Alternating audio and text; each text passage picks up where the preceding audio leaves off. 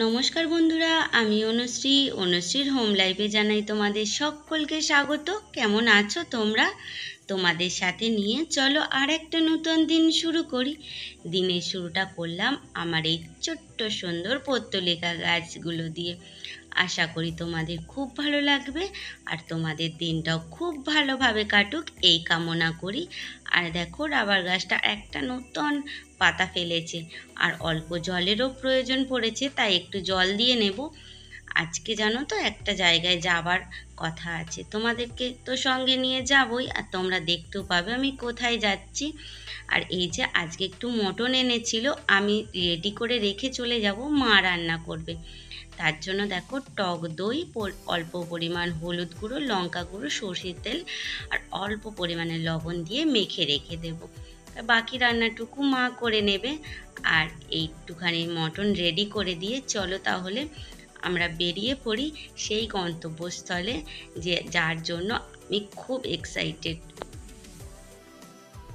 দেখো বন্ধুরা, ট্রেনে তো প্রচুর ভিড় ছিল, তাই আর কোনো ভিডিও করতে পারিনি। আর এই যে টোটোতে করে যাচ্ছি আমরা, আর এটা দেখেছো পুরো আম বাগান আর কলা বাগানের ভিতর দিয়ে যাচ্ছি। আর এই যে চলে এসেছি, আমার কাছে মনে হয় স্বর্গের রাজ্যে পৌঁছে গেছি, ফুলের স্বর্গরাজ্য। আমার মতো যারা গাছ পাগল, গাছ প্রেমী, তাদের কাছে এই রকমই হয়তো মনে হয়। জানি না তোমাদের কেমন লাগবে আজকে এই আমার গাছের বাগান মানে ঘুরতে আসাটা। আশা করি তোমাদের তো খুব ভালো লাগবে, আর যারা আমার মতো গাছ পাগল তাদের তো অবশ্যই ভালো লাগবে। আর এই দেখো, এই গাছটায় না এই ফুলগুলো খুব সুন্দর সেন্ট, কিন্তু কি ফুল গাছ সেটা আমি দাদাভাইকে জিজ্ঞাসা করলাম। দাদাভাইও ঠিকঠাক করে মানে ঠিক নামটা আমি ভুলে গেছি এখন, জানো তো, বলেছিল দাদাভাই। আর এই দেখো গোলাপ গাছগুলো দেখো, এখন তো গরম পড়ে গেছে, অনেক গাছ চলেও গেছে। আর এখন জানো তো খুব ফলের গাছ, আর সে গরমের যে ফুলগুলো হয় সেই ফুলগুলোরই গাছ আপাতত রয়েছে। আর এই দিকে দেখো জারবেরা গাছও কিন্তু অনেক রয়েছে।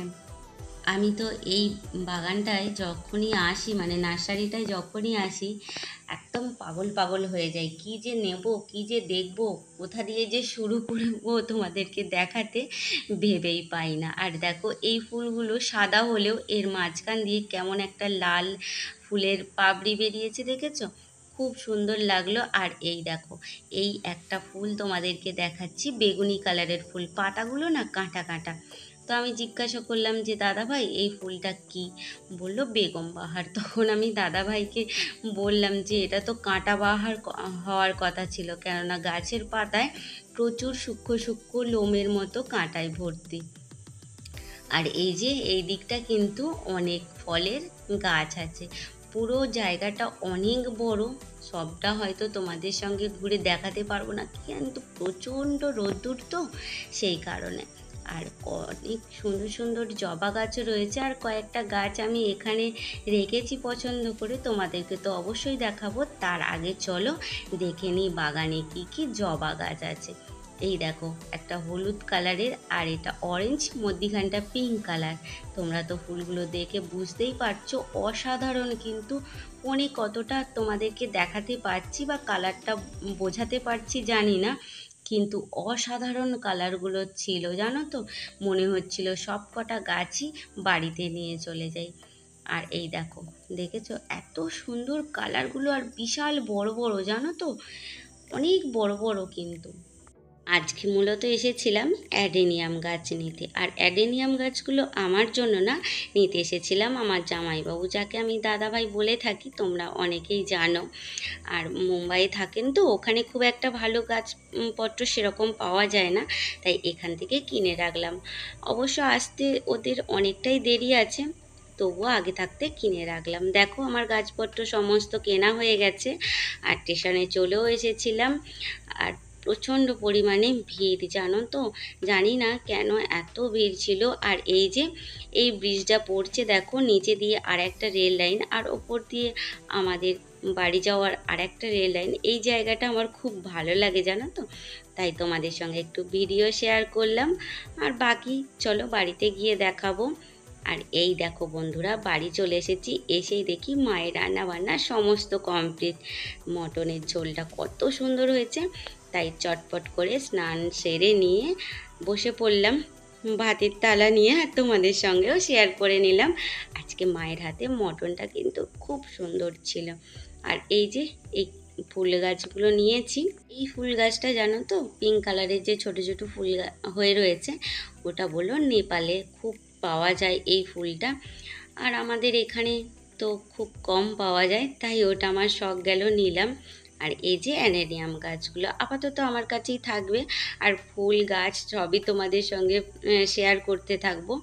দিদিরা আসতে অনেক দেরি আছে, প্রায় 5 মাস মতো। আর এখন থাকতে কিনে রাখার একটাই কারণ হলো এই অ্যাডেনিয়াম ফুলের এটাই হলো সিজন, তাই ফুল দেখে গাছ কিনে নিলাম। আর এই যে পিঙ্ক কালারের একটা জবা নিয়েছি, এটা আমার জন্য। আর এইটা হচ্ছে বেল ফুলের গাছ, এটাও আমার জন্য। আর এই যে ছাদে চলে এলাম গাছগুলোতে জল দিতে। আরও কিছু ফুল গাছ নেওয়ার ইচ্ছা ছিল, পরে অন্য আর একদিন যাব। আর বাকি আমার এই যে ছাদের গাছগুলো তোমাদের সঙ্গে চলো একটু শেয়ার করে নিই। টমেটো গাছটায় জানো তো প্রচুর পরিমাণে টমেটো ধরেছে, দেখো প্রচুর পরিমাণে টমেটো কিন্তু ধরেছে। এই কদিনের মধ্যেই গাছটা খুব ভালো টমেটো ধরেছে।